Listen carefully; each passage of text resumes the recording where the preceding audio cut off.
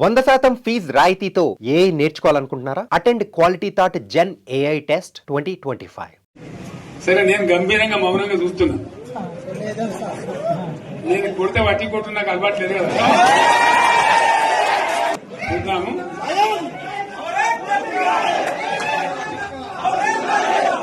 రోజులు కానీ అన్నట్టుగా నేను చూస్తా ఉన్నా. కానీ మనోళ్ళందరూ కూడా ప్రతిపాదిస్తున్న ఏంటంటే, ఒక సంవత్సరం జరిగిపోయింది, సంగమేశ్వర ఆన్నే పన్నది, బసవేశ్వర ఆన్నే పన్నది, పాలమూరు ఉత్పత్తుల పథకం ఆన్నే పన్నది, కాళేశ్వరం అట్లే ఎండబెడుతున్నారు.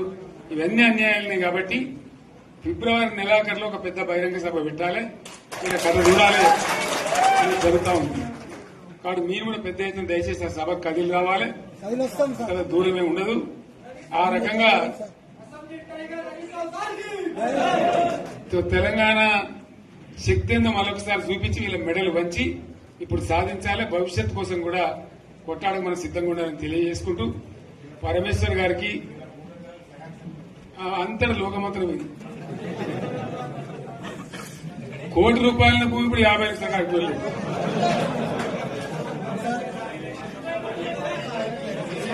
ఇది ఒక్కని బాధ కాదు. ఒక ఆయన వచ్చింది మన, ఒక ఆయన ఒక 10 మంది వచ్చారు హైదరాబాద్కి. అందులోకి 2 ముస్లిం సోదరులు వచ్చారు. साहब सोप तवा हो गया, इफलासी मुफलसी बच्चे क्या दबे हो गए. तुम्हारा क्या हुआ बहन, तुम्हारा क्या हुआ? तुम हैदराबाद में तुम लोग हैं. मेरा कारोबार है साहब, मेरा छोटा मोटा कारोबार है, होटल भी है. 70% गिरा गिर गया.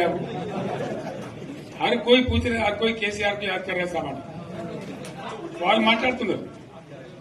ఎక్కడ ప్రతి ఒక్కరు భూముల ధరలు పోయినాయి, మందు పోయినాయి, మసాలా అన్ని పోయినాయి. ఎంత మంచిగా 4 ఎకరాల రైతు నేను 4 కోట్ల ఆసామని అనుకుంటుండే. అంత ధీమా ఉంది.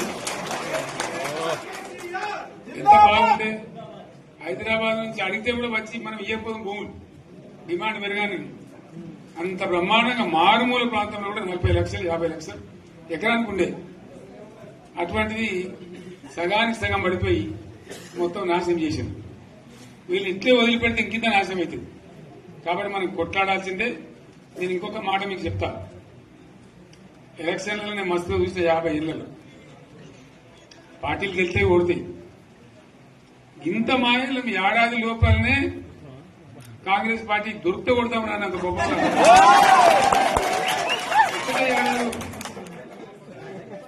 ఇంకా వాళ్ళ బొంద తెలివికి నిన్న వారి పార్టీడే మంది పెట్టలు అదేందో పోలింగ్ పెట్టిన వాడు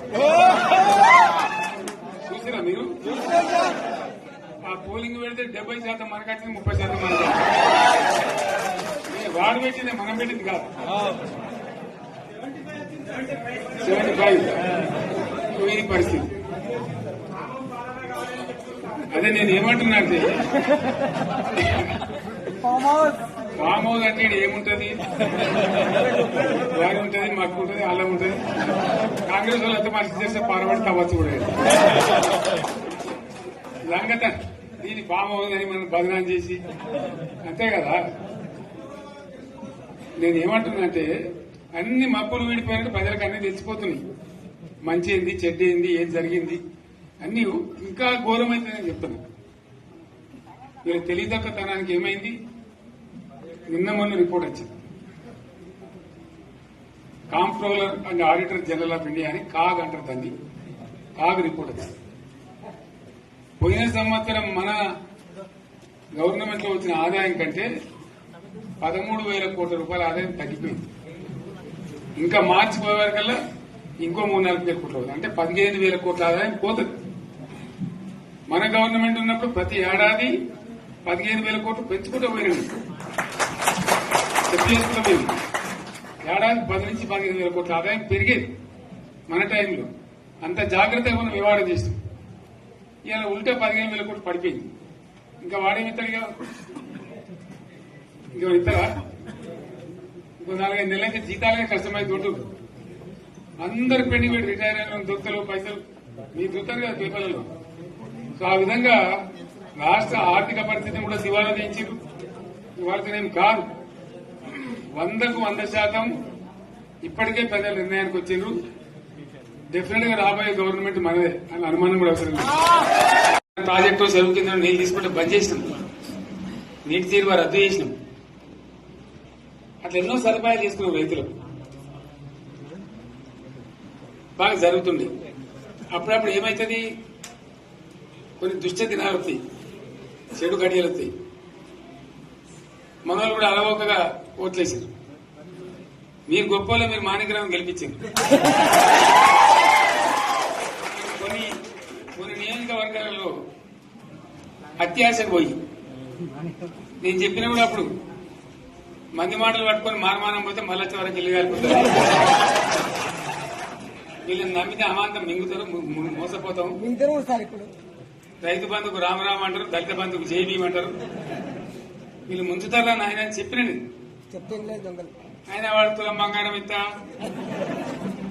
నీకు ఏంటి, నీకు బంగారం వడ్డానం పెడతాను కానీ ఆయన నమ్మి ఏమో మీ సంగతి ఎంతో చూద్దామని ఆయన వేశారు.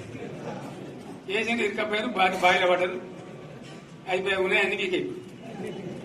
మళ్ళీ మొదటికి వచ్చానా కైలాసం ఆడలో పెద్ద పంపించినట్టు అయింది మళ్ళీ.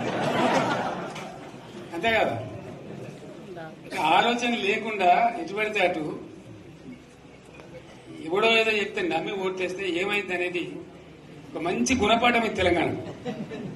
గ్యారంటీగా మంచిగా సంసారం జరుగుతుంది. జర తువ్వకచ్చినాం, రైతులు ఇంత ముఖం తెలివైతుంది, ఇంత బాకీలు కట్టుకుంటుండ్రి. ఎంతో మంది పాపం సిటీలు వేసుకుంటారు, ఏదో వేసుకుంటారు. రైతు బంధు పైసలు పడితే ఎంత సంతోషం ఉంటుండే. ఆయన మేము గంగలు కచ్చినాయి. ఇప్పుడు వాడు ఇతడో ఏడో భగవంతుని కనుక ఇచ్చినా కూడా మోసం. ఏదో మళ్ళీ ఎలక్షన్ కోసం దానికోసం చేస్తారు తప్ప కడుపునిండా ప్రేమ ఇచ్చేది ఇట్లే ఉంటుందా? సర్పంచ్ ఎలక్షన్ పెట్టింది సార్. మనం ఉన్నప్పుడు కరోనా వచ్చింది. కరోనా వస్తే కూడా నేను రైతు బంధు ఆపలేదు. కరోనా వచ్చి రాష్ట్రానికి రూపాయి ఆదాయం రాకపోయినా నాలుగైదు మంచి స్కీములు తెచ్చి ఇవాళ కాపాడుకున్నాం. గౌరవంగా బతికింది రైతులు. బీమా వచ్చినండి. రైతు బీమా పెడితే ఎంతమందికి సాయం జరిగింది? గుంట భూమి ఉన్న కూడా మంచిగా సాయం జరిగింది. చిన్న రైతు కూడా సాయం జరిగింది. అట్లా అందరికి మనం గొర్రెల కాపలకు గొర్రెలు వేయడం కానీ, చేప పిల్లలు కానీ, అనేక రకాల అన్ని వర్గాల ప్రజలను ఎట్లా ఆదుకోనట్లు ఆదుకున్నాం. మా తెలంగాణ కదా మేము తెచ్చుకున్నాం కష్టపడి. మా వాళ్ళందరూ పైకి రావాలి. కాంగ్రెస్ గవర్నర్ ముస్లింలు ఓట్లేసుకుని తప్ప ముస్లింలకు మనం చేసిందా? ఇమాం మౌసాలకి మన జీతం ఇచ్చిందా? మనం వచ్చాకనే ఫస్ట్ టైం వాళ్ళని గుర్తించి వాళ్ళని గౌరవించుకున్నాం. ముస్లిం మైనార్టీ పిల్లలకు, మన గిరిజన పిల్లలకు, మన ఎస్సీ పిల్లలకు, మన బీసీ పిల్లలకు ఎంత మంచి రెసిడెన్షియల్ స్కూల్ పెట్టుకున్నాం. అందరినీ కూడా ముందు తీసుకుపోవాలి. ఇవాళ మన కళ్ళ ముందని నాకు బాధ కలిగేది ఏంటంటే, చిన్న వర్గాల ప్రజలు కాన్వెంట్ స్కూళ్ళలో చదివించలేరు, వాళ్ళ పిల్లలు కూడా బాగా చదవాలని చెప్పి ఎస్సీలకు, బీసీ, మన మైనార్టీ సోదరులకు గురుకుల పాఠశాలలు పెట్టారు. అద్భుతమైన చదువు చదువుకునే వాళ్ళు.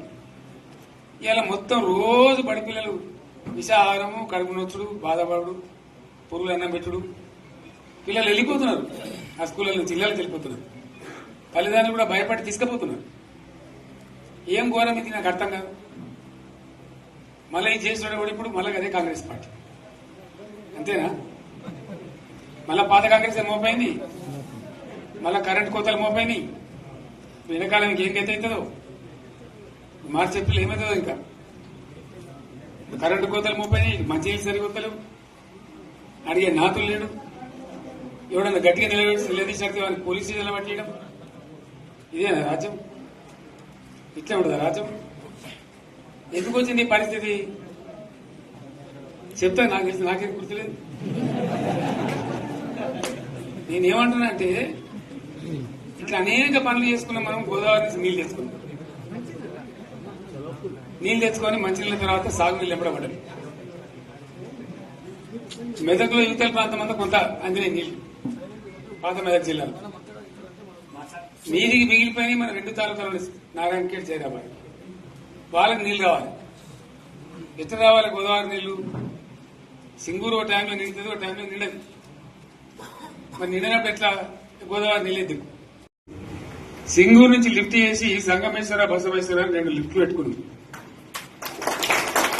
2 తాలూకాలకు రెండింటికి కూడా లక్ష ఎకరాల పైచీలకు వచ్చేట్టు ఎకరాల నీళ్ళ చెట్టు పెట్టుకున్నాం. మళ్ళీ మన నుంచే కావాలి, మళ్ళీ ఇది లైన్లోకి రావాలి. అందరు మంచిగా ఉండాలి. ఎందుకంటే మనకు మన పార్టీకి కులం లేదు, మతం లేదు, జాతి లేదు. తెలంగాణలో ఉన్న ప్రతి బిడ్డ మనోడే. వాళ్ళు ఏ మతం ఉన్నారు, ఏ కులం ఉన్నారు మనకు అవసరం లేదు.